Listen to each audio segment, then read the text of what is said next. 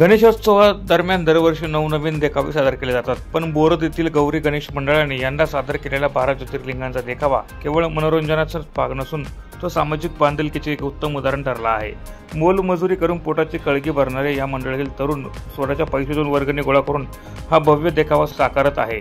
आपल्या आयुष्यात एकदा तरी 12 ज्योतिर्लिंगांचे दर्शन घ्यावे असे स्वप्न अनेक गरीब आणि वृद्ध नागरिक बाळगतात, परंतु आर्थिक परिस्थितीमुळे आणि वाढत्या वयामुळे ते हे स्वप्न पूर्ण करू शकत नाही। गौरी गणेश मंडळाच्या तरुणांनी ही जबाब हेरून अशा लोकांसाठी त्यांच्या गावातच 12 ज्योतिर्लिंगांचा हुबेहूब देखावा सादर केला आहे। या देखावाला परिसरातील नागरिकांचा विशेषतः वृद्ध लोकांचा उदंड प्रतिसाद मिळत आहे। गौरी गणेश मंडळाचे वेगळेपण म्हणजे ते बाहेरील व्यक्तींकडून कोणतीही देणगी घेत नाही। मंडळाचे सदस्य स्वतःहून देणगी जमा करतात आणि त्यातूनच हा देखावा तयार करतात। ही गोष्ट या मंडळाला एक आदर्श ओळख मिळवून देते।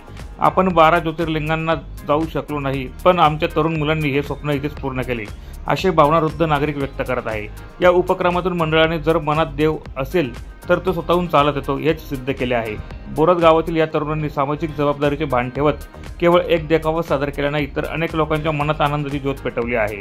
त्यांच्या या उपक्रमाचे सर्वत्र कौतुक होत आहे। हर हर महादेव, जय श्री गणेश। आम्ही सर्व गौरीपुत्र गणेश मित्र मंडळाचे कार्यकर्ते। आम्ही आज आमच्या मंडळाला 12 वर्ष पूर्ण होत येत आहे। आम्ही 2013 पासून गणपती मंडळ हे चालू केलेलं आहे आणि आज आमच्या मंडळाला 12 वर्ष पूर्ण होत आले आहे। आम्ही दरवर्षी फुल नाही तर फुलाची पाकळी म्हणून समाजाला काहीतरी देण्याचा प्रयत्न करत असतो।